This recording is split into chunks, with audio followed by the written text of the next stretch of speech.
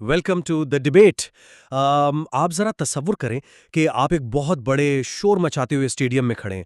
लाखों लोग चिल्ला रहे हैं, ढोल बज रहे हैं, लाउड स्पीकर्स पर आवाज़ें गूंज रही हैं, और इस सब हंगामे के बीच आपको अपने रोते हुए बच्चे की आवाज़ पहचाननी है। जो कि मतलब आम तौर पर नामुमकिन ही लगता है। बिल्कुल नामुमकिन लगता है, लेकिन अगर आपके पास एक ऐसा आला हो, एक ऐसी डिवाइस हो जो बाकी तमाम आवाज़ों को, उस नॉइस को ज़ीरो कर दे और सिर्फ उसे एक मासूम आवाज़ को फ़िल्टर करके आपके कानों तक पहुंचाए। आज की इस गुफ्तगू में हम आर्टिफिशियल इंटेलिजेंस और एडवांस्ड फिजिक्स के एक ऐसे ही जादुई मुकाम पर खड़े हैं जहां नामुमकिन लगने वाली बातें हकीकत बन रही हैं। हाँ, और आज हम जिस स्पेसिफिक टॉपिक पर बात कर रहे हैं वो सीधा अप्रैल 2026 के उस वाक़ये से जुड़ा है जब ईरान में एक American F-15 eagle strike jet गिराया गया था। सही, पायलट तो उसी दिन बचा लिया गया था, लेकिन उनका वेपन सिस्टम्स ऑफिसर लापता हो गया। फिर ईस्टर संडे को एक हैरत अंगेज रेस्क्यू ऑपरेशन हुआ। लेकिन इस ऑपरेशन की सबसे खास बात एक ऐसी टेक्नोलॉजी थी जिसे आजकल गोस्ट मर्मर कहा जा रहा है। दावा यह है कि अमेरिकी फौज ने 64 किलोमीटर दूर से, जी हां, 64 किलोमीटर दूर से उस लापता फौजी के दिल की धड़कन को डिटेक्ट किया। और यही वो दावा है जिस पर हमारा आज का असल इख्तिलाफ है। एग्जैक्टली मेरा मानना है कि गोस्ट मर्मर एक तारीखी टेक्नोलॉजिकल ब्रेक थ्रू है जिसमें क्वांटम फिजिक्स, एनवी डायमंड्स और एआई सिग्नल प्रोसेसिंग ने मिलकर वाकई इस नामुमकिन काम को मुमकिन कर दिखाया है। ये एक इमर्जिंग टेक का अजीम शाहकार है। और मेरा नज़रिया इससे मुख्तलिफ है। मैं समझती हूँ कि इनोवेशन वर्सेस रियलिटी का फ़र्क हमें हमेशा याद रखना चाहिए। ये दावे साइंटिफिक स्केप्टिसिज्म का तकाजा करते हैं, यानी मैं हरगिज़ ये नहीं कह रही कि टेक्नोलॉजी आगे नहीं बढ़ी, लेकिन ये जो गोस्ट मूमर का हाइप है ना, ये दरअसल एडवांस थर्मल सेंसर्स और इंफ्रारेड टेक्नोलॉजी की गलत तशरीह है, यानी एक मिस इंटरप्रिटेशन है। अच्छा, सुनने वाले शायद सोच रहे होंगे कि अगर हम मार्स पर रोवर्स भेज सकते हैं और वहां से हाई डेफिनेशन तस्वीरें मंगवा सकते हैं, तो जमीन पर 64 किलोमीटर दूर से हार्ट बीट पकड़ना कौन सा बड़ा मसला है। मसला ज़मीन के मैग्नेटिक शोर का है ना? बिल्कुल, मकनातीसी शोर, मैग्नेटिक नॉइज। लेकिन मैं पहले ये वाजे करना चाहता हूं कि ये कोई साइंस फिक्शन क्यों नहीं है। देखें, इंसानी दिल जब धड़कता है तो उसके अंदर पोटेशियम, सोडियम और कैल्शियम आयंस की हरकत की वजह से एक बहुत ही मामूली सा इलेक्ट्रिक करंट पैदा होता है।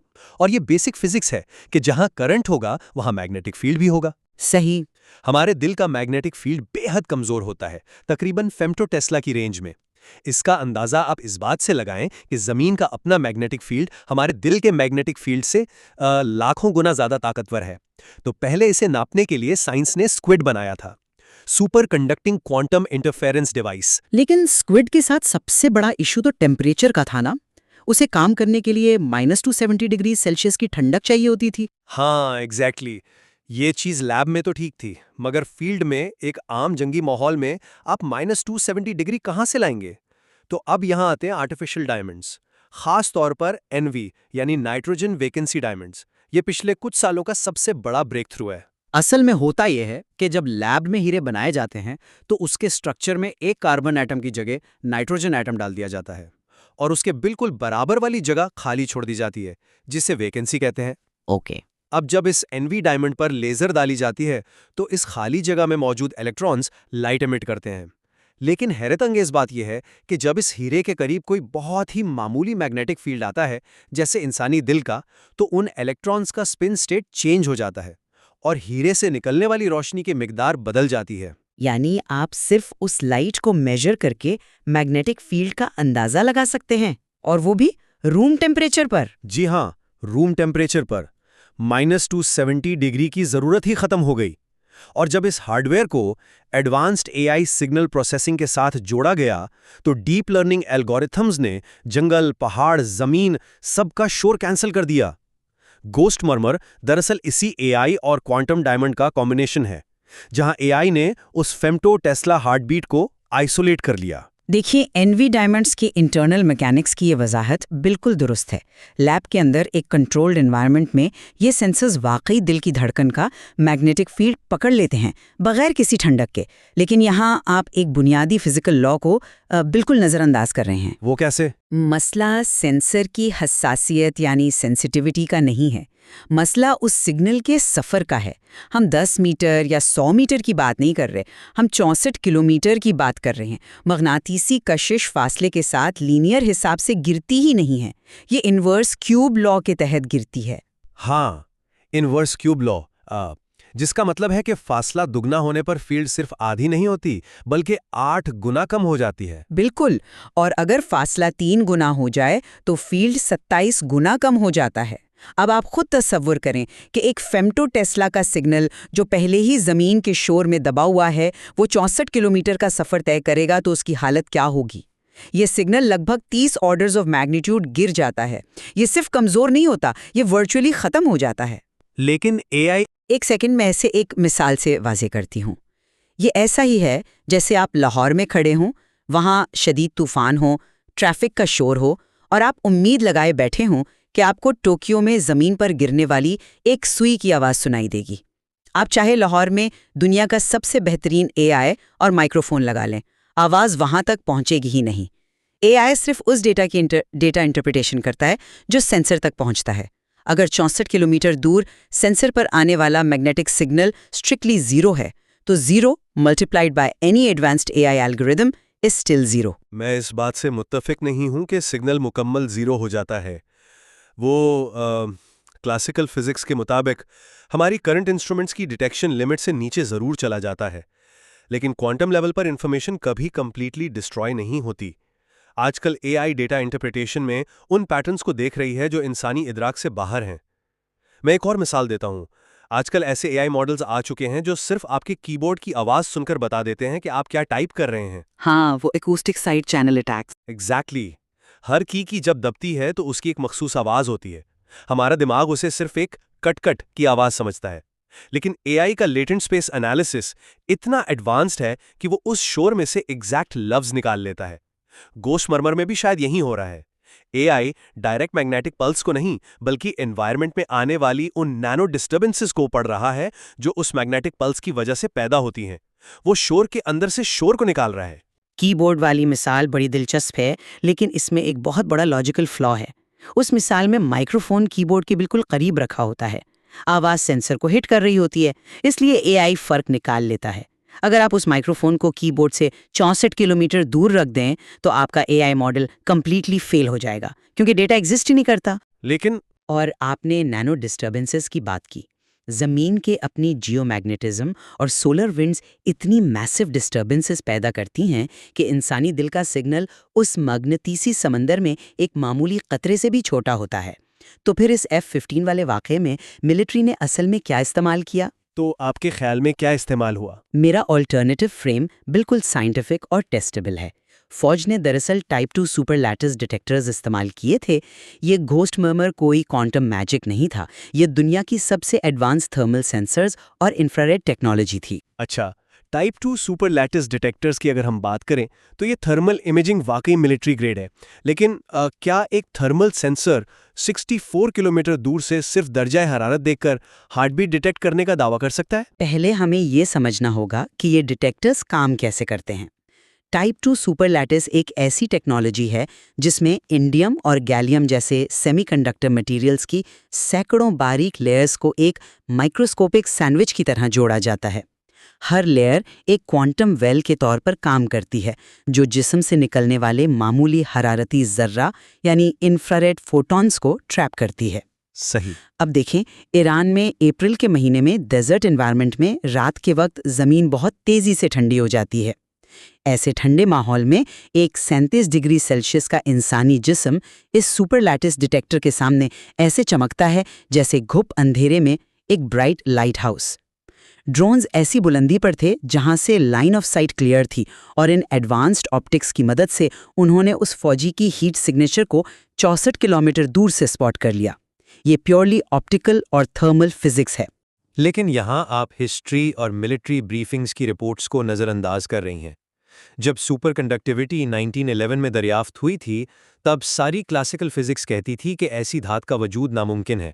یا جب برائن جوزفسن نے میتھمیٹکلی پروف کیا تھا کہ الیکٹرانز ایک انسولیٹر بیریئر کو ویو بن کر کراس کر سکتے ہیں جسے ہم کوانٹم ٹنلنگ کہتے ہیں، تو سائنٹسٹ اس پر ہنسے تھے۔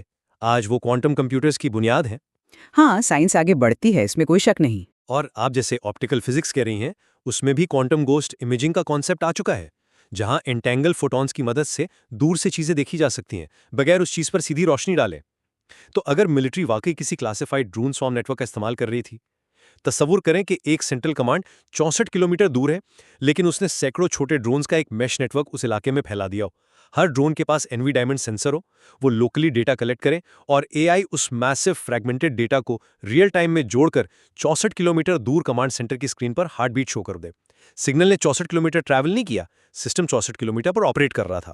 دیکھیں، ڈرون سوارم اور میش نیٹ ورک والی تھیوری کافی لاجیکل ہے، اور میں اس امکان کو رد نہیں کرتی کہ ڈرونز ٹارگٹ کے قریب موجود تھے۔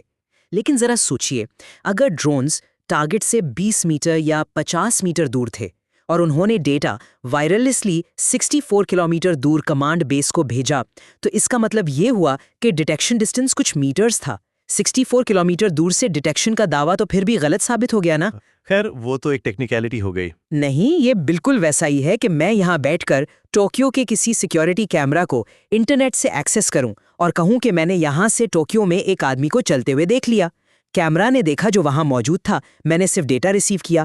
اور جہاں تک کوانٹم گوسٹ امیجنگ کا حوالہ ہے، وہ لیب میں انٹینگلڈ فوٹونز پر مبنی ایک کمپلیکس سیٹ اپ ہے۔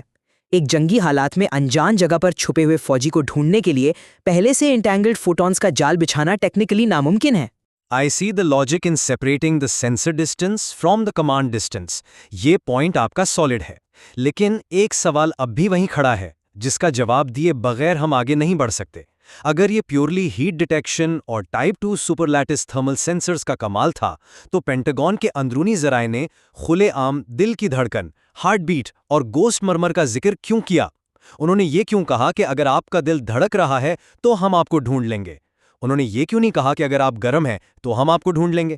یہ سوال اس پوری ڈیبیٹ کا مرکز ہے، اور اس کا جواب AI ڈریون امیجنگ کے ایک بالکل الگ تجربے میں چھپا ہے، جسے فوٹوپلازموگرافی کی ایڈوانس شکل کہا جا سکتا ہے۔ فوٹوپلازموگرافی؟ ہاں، AI کے ذریعے واقعی دل کی دھڑکن کو پکڑنا بالکل ممکن ہے، لیکن میگنیٹک فیلڈز کے ذریعے نہیں، بلکہ ہیٹ سگنلز کے ذریعے۔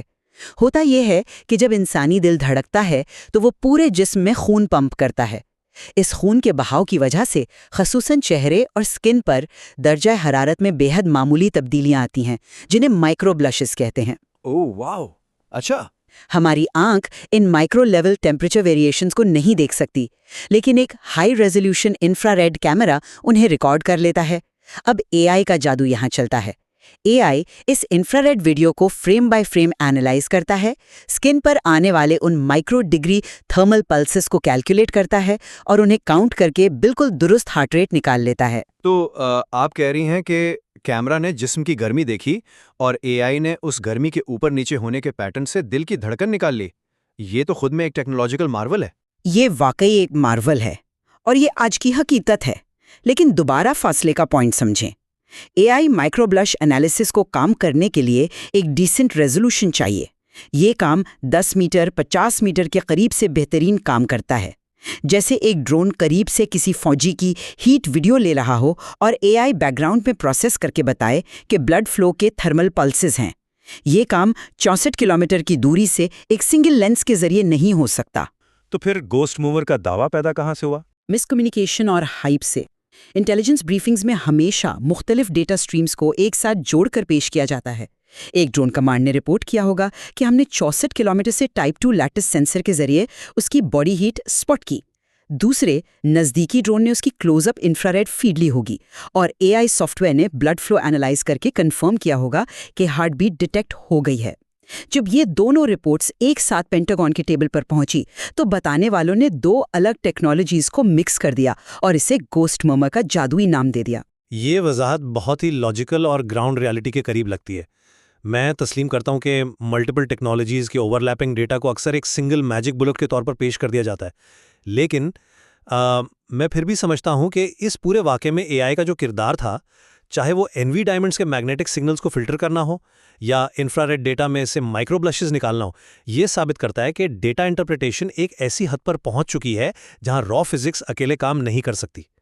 ہم آج شاید تھرمل سینسرز اور ڈرون میشز پر بحث کر رہے ہیں، مگر 10 سال بعد NV ڈائمنڈز کی میسو اسکیل ڈپلائمنٹ شاید واقعی ان 30 آرڈرز آف میگنیٹیوڈ کو برج کر لے۔ نئی ٹیکنالوجی اور فیوچر ڈسکوری سے متاثر ہونا بری بات نہیں ہے۔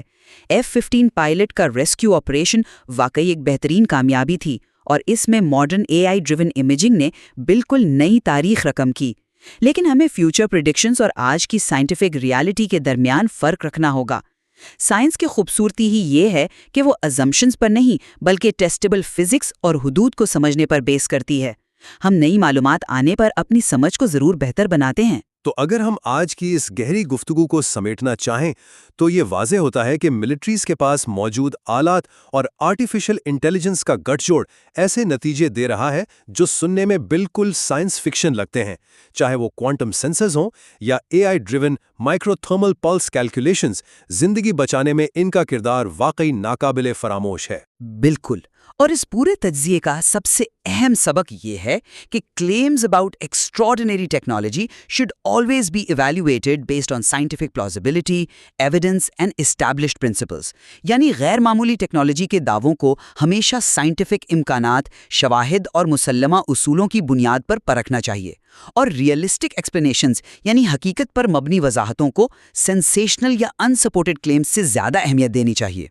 मैं बिल्कुल मुत्तफिक हूं इस बात से, और यही हकीकत को समझने का बेहतरीन तरीका है। तो अगली दफ़ा जब आप किसी शोर मचाते हुए स्टेडियम में खड़े हों तो याद रखिएगा कि आपके आलात की ताकत और AI का जादू अपनी जगह, मगर उन सब को फिजिक्स के कवानीन से गुजर कर ही अपना कमाल दिखाना होता है। आज की गुफ्तगू से ये तो साबित हो गया कि इस जिद्दत भरे सफ़र में अभी बहुत कुछ दरियाफ्त होना बाकी है।